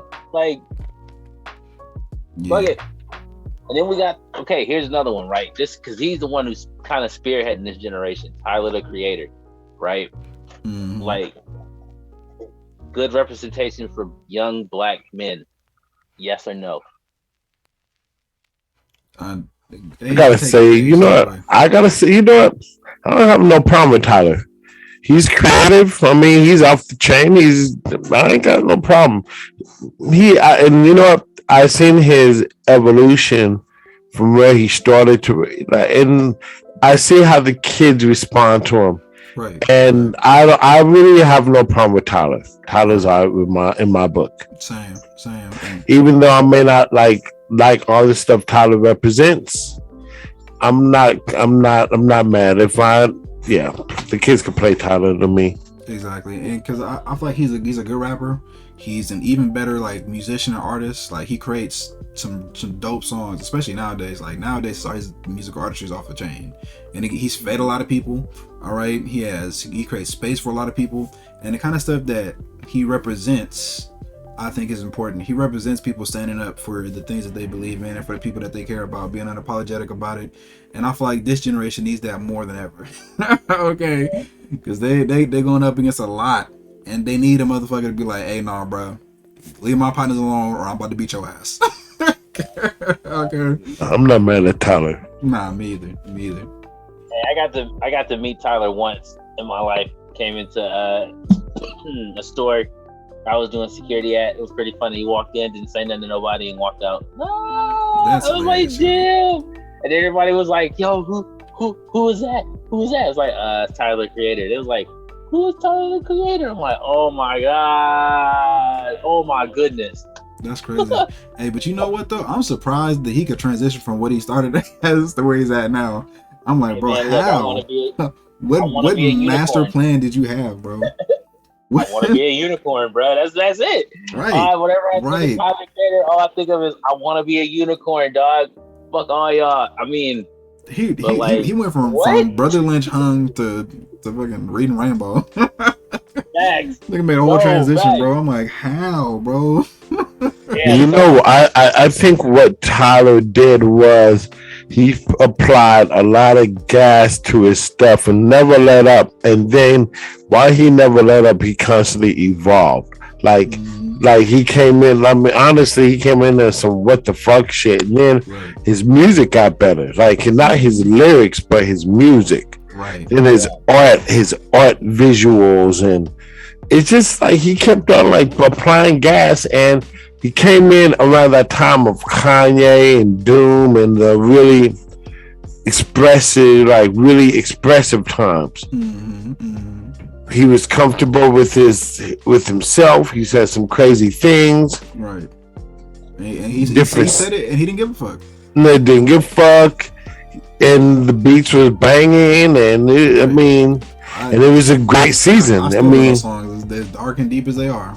Yeah, and it was it's also like the time, and he did at the perfect time. He did. Yeah, he did. He really did. Because he knows that he couldn't do that shit now. And I think that's a part of why he doesn't do that shit now. And he has evolved, and he's smart enough to be able to read the room. You know, and I think that Seth Rogen, he's kind of getting past his time. His shit is stale now, and I feel like a lot of stuff is stale. Like, I don't fuck with Family Guy. I don't want to see no damn Simpsons at this point, bro. I don't want to see none of that kind of stuff. Simpsons died a long time ago. South Park I still fucks with because those dudes, they just don't give a shit. Trey Stone and Matt Parker, they genuinely do not care. They don't care if they're famous. They don't care if people watch South Park. They don't give a fuck about anything. They just do it. Right. They just. I respect them for that. Exactly. If it's gonna piss you off, they're gonna do it. Family Guy, honestly, man, I feel like Fox did Family Guy a real disservice. Like, straight up. Fox does everybody a disservice, but they really kind of fucked up Family Guy. If they would have let Family Guy go to Cartoon Network, it probably could have been saved. But it got too commercial. I still say Futurama did it best. They came in, they had 6 seasons, and they dipped. They were like, and you know, Family Guy did have a resurgence and a second run, like even on Fox, but it's the luster is gone, and luster is gone in all of those shows. And South Park is the creator of Comedy Central. Like, you know, it's the South Park. It's the backbone, the spine. So as long as Comedy Central is around, you're gonna have a South Park episode. And the same with Fox. Fox will always have a Simpson episode. Even in Fox's last days, there will be a new Simpsons episode. Simpsons will be up and going with Fox until Fox is done. Same with South Park and Comedy Central. That's their backbone. Hey, but you know what, though? Netflix, I think, is still doing a good ass job, and I love that Netflix is really going heavy with creating their own films.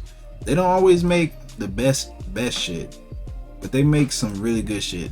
Man, Netflix, and I say, bro, you know, Netflix is, you know, they're giving the bag to writers. Right. Man, I'm trying to pitch, boy. And they putting a lot of black people on, bro. Like, when it comes to allies, I feel like what you actually do is what makes a difference. The content that you create, the impact that it has, but what you do behind the scenes also has a really big impact. You know what I'm saying? And like Wanda Sykes has a show. You know, Dave Chappelle had a series of shows on there.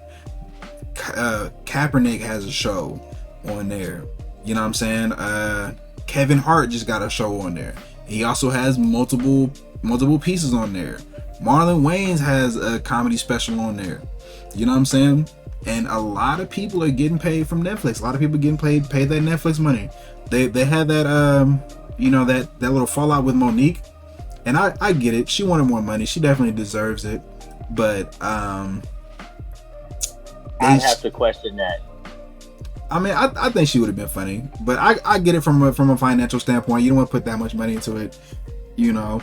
that wasn't really, but that was only like the half of it though. Like the other half of that was, again, it's not that Monique is not funny, because I think Monique is funny. I watch fucking The Parkers. I love that show. Hell, I used to defend The Parkers to death. Right. But The Parkers is not stand-up comedy, okay? And when you look at from a number standpoint, which is what Netflix and these major corporations they look at, okay? She was mad because Amy Schumer, who was trash, got more money than her, okay? And again, I 100% stand behind her when she was like, I'm a better comedian than Amy Schumer. Right. Hell yes. Hell yes. Fuck yeah. But you didn't sell out Madison Square Garden a week before you got your Netflix contract. Right. See what I'm saying? Like, you asking for money on a platform of no progress. Like, if Dave Chappelle was to say, I want more money than that Australian lady, whatever the Australian chick that just got her Netflix show, if he was like, I want more money than her, ain't nobody gonna say shit to that. He earned it. He 110% can say, oh yeah, I want whatever bag I want. Look how much. Look, 3 comedy specials on Netflix that all went trending. Right. Every single time, you're making them hella bank. Love it or hate it. If he wants to say, hey, I want more money than every other comedian that you have put on this platform to date, ain't nobody gonna say shit to that. Nobody. No, that's true. But that's true. On the same vein, though, if let's say like this is again just throwing out these comedians because I'm thinking about them. Amy Chu, right? That's that. I think that's what her name is. I might be wrong, but she's that Asian lady who makes fun of Asian people, right? She's hella funny, right? But if she wanted to ask for Dave Chappelle money on Netflix, nobody's supporting that. Right. Nobody. Because what did you do to get to that level? It's like if y'all remember Laverne, the big fat comedian? Lavelle, that's his name. Y'all remember Lavelle? Yeah. If Lavelle asked for Dave Chappelle money on Netflix, nigga, I'm not backing that shit, and I don't think anybody else is backing it either, because what did you do to earn that, bro? Yeah. Like, because I gotta just say females, like, hell, matter of fact, if Eddie, no, I won't say Eddie, we'll say if Chris Tucker in his prime asked for Dave Chappelle money right now, nigga, he ain't getting it. No, Chris Tucker was Margaret Cho? Are you talking about Margaret Cho? Yeah, Margaret Cho. Thank you. Yeah, Margaret Cho. Hey, Margaret Cho is pretty funny. She is funny. But Dave Chappelle she ain't getting her. Yeah, no. It's like, again, like I said, and even if she would have asked for what Amy got, right? You see what I'm saying? Like, again, people like to say, well, it's because of this, it's because of that. And we forget that you have to actually put in the work as a comedian. And it's almost harder to be in a rapper, because as a rapper, you can make an album and your album will still circulate. As a comedian, you are playing show to show, as we saw with John, the guy who played John Kramer. God damn it, I don't know his name. But as we saw with him, okay, with Jerry Seinfeld, with all of these comedians that do this, they don't just do these major shows. They do these major shows, but they do tours. They're going around. They have bars that they play at. They have venues that they play outside of their specials. So if you're not putting in that work and you want to just come in off your name alone, right?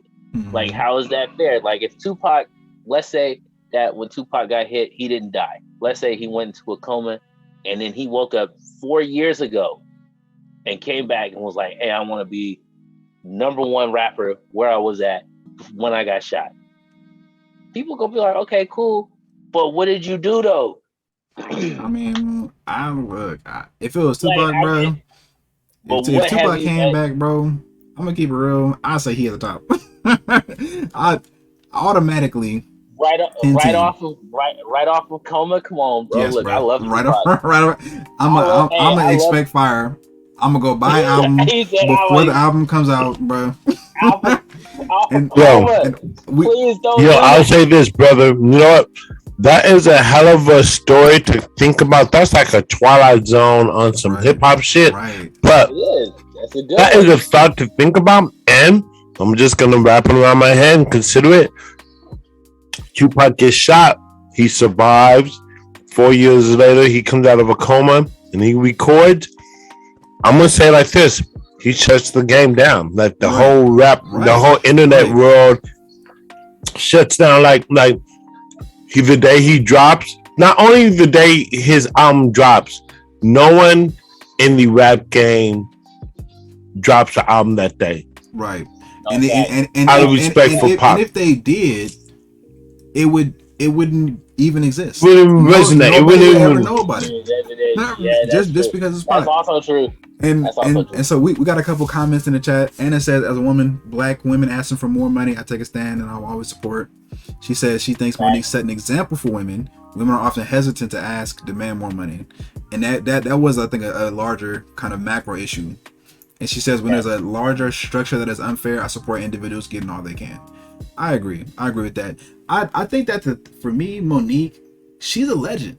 You know, she's not necessarily Dave Chappelle, but as far as black comics go, and as far as women comics go, she's up there. Queens of Comedy, I think is still one of the best like specials of all time, right? Hell yeah. And I know for a fact, if Monique would have dropped a special on Netflix, that shit would be big, and that shit would most likely be bigger than anything that Amy Schumer ever made, because she hasn't dropped in so long. I give you that. I'm not taking it away from you. One of the biggest hype moments for me for the last couple years was when Missy Elliott stepped out to do the freaking halftime show. So please don't think that I'm one of those guys who's like, oh yeah, no, I don't give a fuck about female artists. No. I love it. I love Monique. I love her fucking style of comedy because she's funny. Okay. All right, she's hilarious. She is.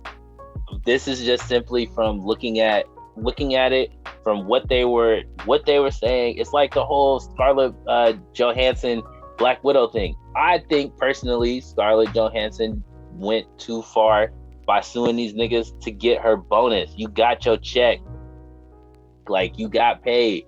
You got mad because your movie did bad. We all know this. That's okay. Right. And you didn't collect as much on the return as you wanted to. Exactly. That's different from Monique though, being like, hey, I want more money because I deserve more money because I'm Monique.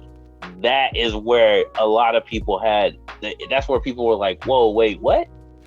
I mean, what did you do though? I feel like she's Monique, bro. To me, she doesn't have to do anything. It's like Cat Williams could drop a special right now. Black people would eat it up.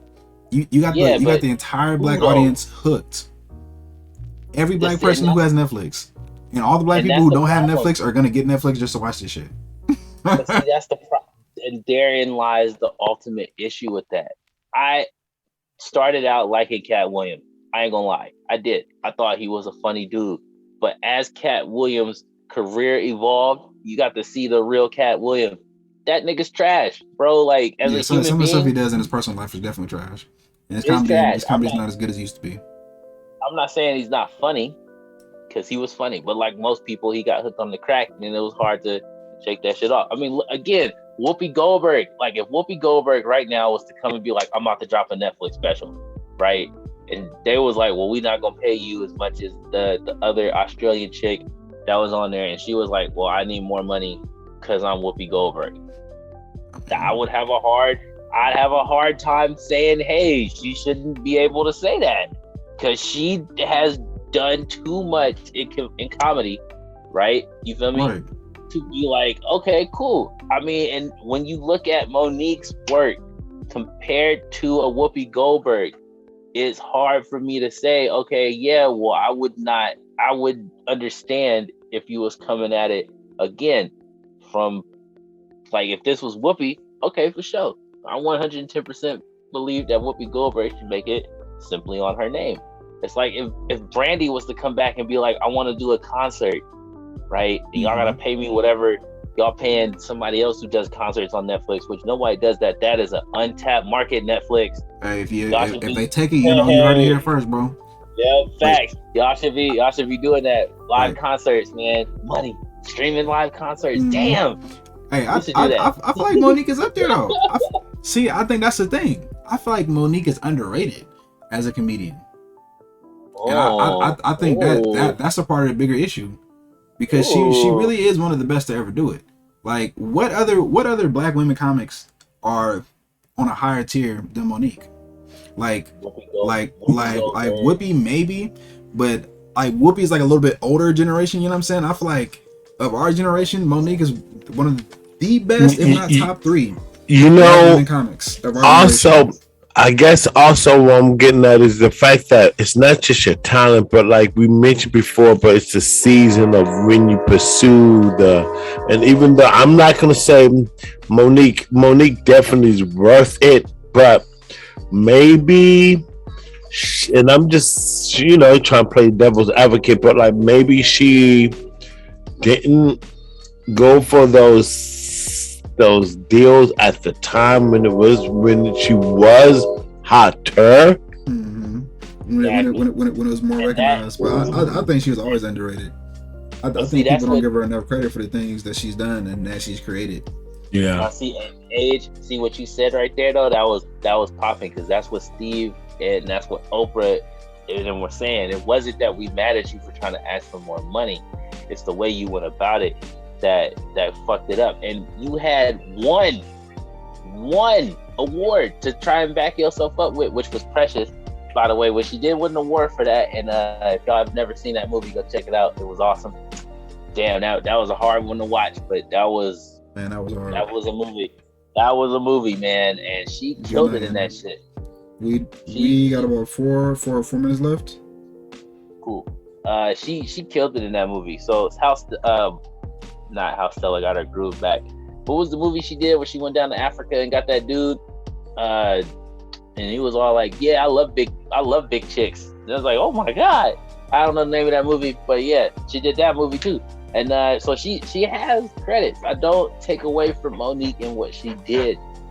Again, my whole thing was like Age said, if you would have asked for that when you was coming fresh off of Precious, for sure. For sure. But before or after that, it's kind of hard for me to sit there and be like, yeah, she deserved to be at that level because that's a hard one for me. Look, I'll take Monique over Amy Schumer. If Amy Schumer getting 20, then y'all need to pay Monique 25. All right, hey man, look, that's just how I am. It's to me sometimes it's not about fairness. It's not about equality. I want black people paid. Okay, if motherfuckers getting paid money, we need to be being paid some dough too. We don't need to be getting the short end of the stick. You know what I'm saying? No. Break us off. No, I always agree for people getting the bag. I mean, but like sometimes I hate that philosophy because then we get atrocities like Space Jam 2, which was just we want to talk about blaxploitation, man. Porky Pig is a DJ, right? Okay, and a rapper in this franchise now. Like that's what the dude who created Looney Tunes is rolling over in his grave, bro. That's all I'm saying right now. Like, that's funny. Man, I was. And oh, by the way, if you guys didn't know, piece of history for you really quickly. For all of you out there who celebrate Christmas, understand that Christmas was stolen from the Vikings, okay? Not the Vikings, because that's a racist term. The Danes, okay? They created the concept of we know of Christmas. It's called Yule. You guys can go look it up. That's some real shit. All y'all out there, y'all celebrating a pagan holiday. Shout out to pagans, pig life, you know what I'm saying? They don't know. Y'all don't be knowing. Do your research. Do your research, man, and y'all go learn something, man. Go get the Yule log, bro. That's where that comes from. That's how that's how they warp your mind, man. That's how they get you. Okay, these white folks, they be lying to you. I'm going on these man. Like, think about that. Every time I hear people talk about how they celebrate Christmas, I'm like, y'all do understand that what you are doing is celebrating genocide and slaughter. You fools. Right. Like, man, you think Jesus was sitting up there like, yo, I need to give presents away on my birthday.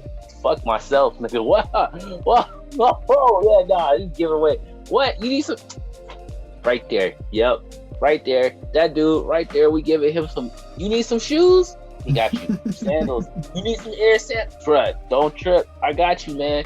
Bruh, hand him the Murr. Where the Murr at? That dude right there.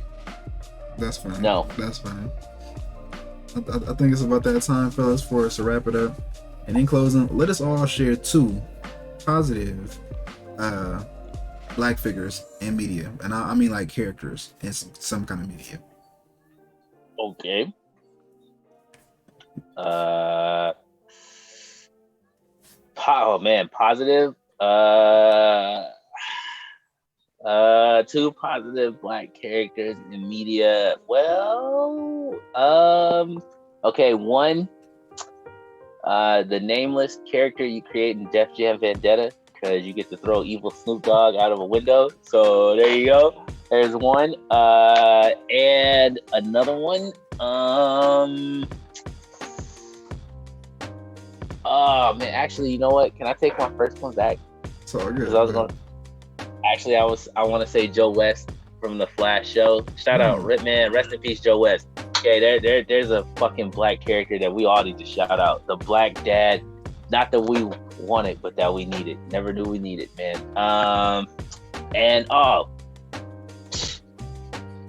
Ronan from Bayonetta. Okay, the black bartender who was damn near the was the most powerful boss in the game, and probably Seth 6th or 7th ranked forged demon in all of hell. So yeah, shout out to Ronan, bro. Kicking it, killing it, making all my weapons. Chainsaws on the arm, bruh. Chainsaws on the arm. Right. That's dope. Okay, all right, so what's up, everyone? My name's Adrian H. Scott, and thank you for being with us tonight. You can find me on Instagram, Adrian H. Scott, Facebook the same, and 2 characters. Okay. Luke Cage, loved him. He was dope. And Black Panther. Let's go. Oh, right. Hey. Can I forget about? Shout out to Killmonger too. Yeah, Killmonger too. Yeah. That movie had 2 heroes. Shout out Oakland. Yep. Back. Shout out Oakland, California, man. Shout out West Oakland. You feel me? Hey, West Side. Yeah, Summer Man, you can follow me on that Summer Man shit. Noir King, you can follow him on that Noir King thing. 2 characters. Noir King Gaming. Right. Noir King Gaming on that YouTube. I would say Afro Samurai. Right, I would say Afro Samurai. Yeah. Right, he that's magnificent. Okay. Afro. Right. Yeah, that's dope. Okay. Who else? Who was like another good black character? You know what? I'm gonna go with Nick Fury. Hey. And I like Nick Fury because he was actually black in the Ultimate Universe, and he was actually based on Samuel L. Jackson. Right. The movie. Right. Yep. Right. There's a famous line in the Ultimates where they're like in the first issue, he's trying to put together a team so they can make a movie. And he's like, yeah, so who's gonna be who? And it's like, well, Robert Downey Jr. is gonna be Tony. Obviously, I'll be played by fucking Samuel L. Jackson. And everybody was like, oh yeah, you do look like that. Oh, yeah, that's hella funny. Like the comic was self-aware before the Avengers 10 years before the Avengers came out. They had that line. That's how they knew. Exactly. They already knew who they wanted to play Tony. They already knew who they wanted to play Nick Fury, and he's a really good Nick Fury too. And Nick Fury is a beast of a character. He's an OG, and I fuck with that. And you know what? I'm just throwing one more. Shout out to the Hidden Cloud Village, the whole Hidden Cloud Village. Who knew that there's black ninjas? Also, before I get destroyed by all those comic book nerds out there, it was not Robert Downey Jr. It was Freddie Prinze Jr. in the comics that was going to be Tony Stark in the Avengers movie in the comics. There you go. Okay. Yep. Man, great. God, I'm gonna go look that up because that was a great book. Man, so many great shout out Bishop from X-Men. Oh, yeah, Bishop. Man, bro, we talk about freaking characters that represent, man. Bishop was the one. He gave, first off, no shits, had dreads, didn't give a fuck, and was like, "Yep, I do this shit because I can. What up? I got a shotgun." Exactly. What no punk led his own team, had his own agenda, bro. Had tight ass powers. Like he's like, man, that's time travel. What's up? But and he was the only mutant in all of history besides Cable to come back in time and retroactively become an X-Man in both past and present and future. Right. That's dope. Like, bro, that's dope. Man, shout out X-Men Legends. You get to run in a young Bishop as a kid. Shout out X-Men Legends 2 for letting you play Bishop as an adult. Comic book lord. All right. That was a good show. Man. We up. It's dope. Good shit, y'all. Have a nice one, y'all. Have a nice